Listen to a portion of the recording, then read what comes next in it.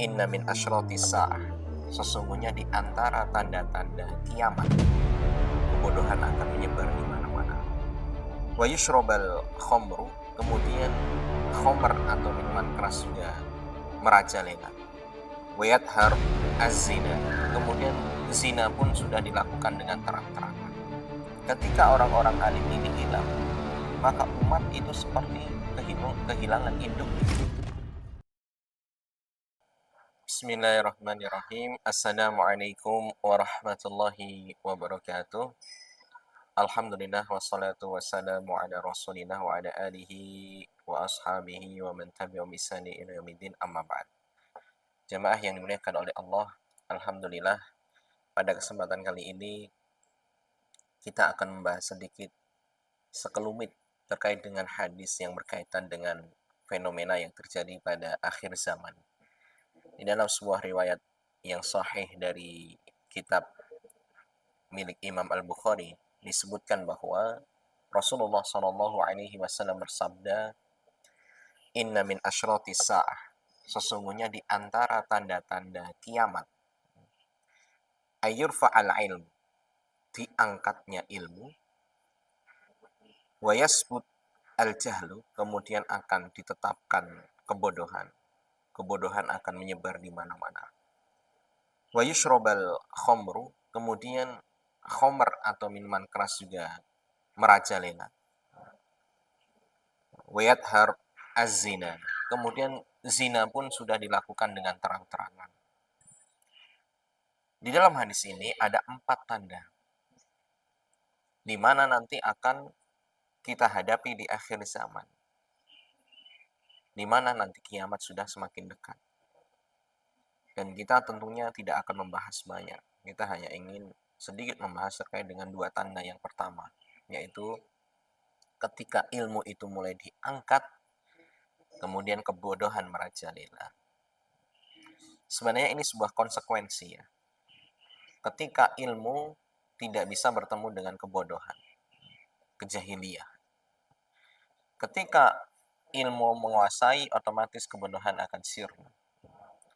Dan sebaliknya, ketika ilmu itu pergi, kebodohan akan datang.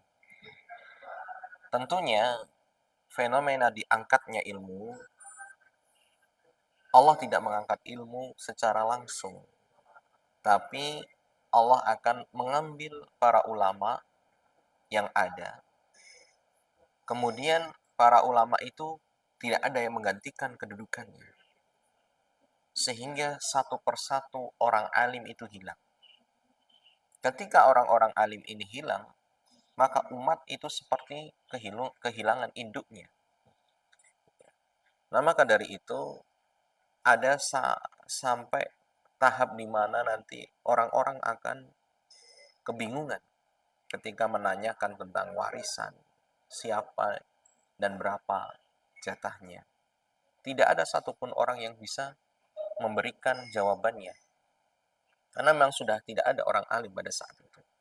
Maka yang paling parah hingga tataran di ranah kenegaraan, ada saat di mana orang akan dipimpin oleh para manusia, akan dipimpin oleh pemimpin yang tidak punya kapasitas karena memang lahir dari masyarakat yang tidak punya kapasitas.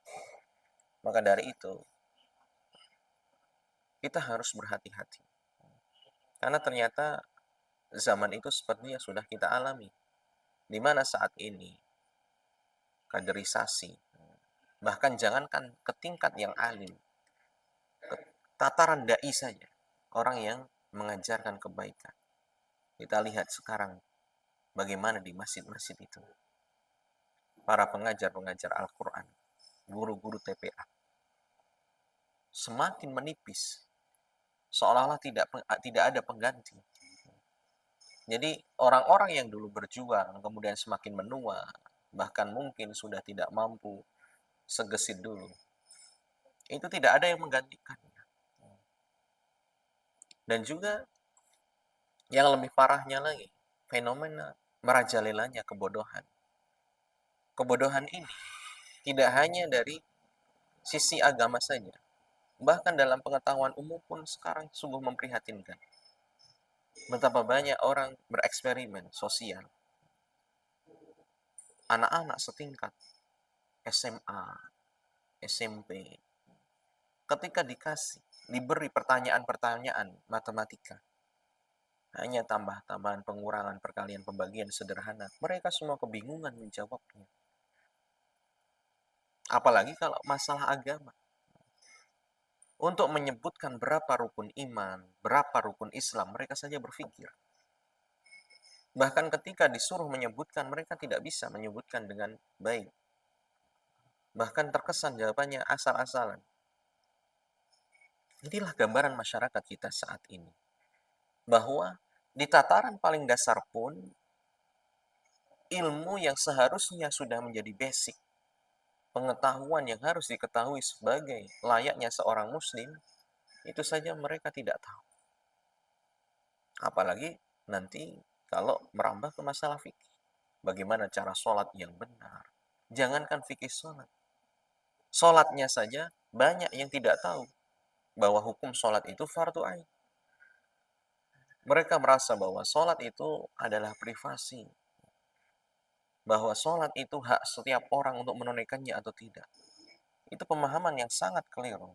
Karena sejatinya, sholat adalah sebuah kewajiban yang sudah selayaknya dikerjakan bagi seorang muslim. Karena itu yang membedakan antara dia Islam atau tidak. Maka dari itu, ketika ilmu diangkat, maka konsekuensi logisnya adalah kebodohan merajalela. Dan kita berharap agar kita diselamatkan dari generasi yang seperti ini.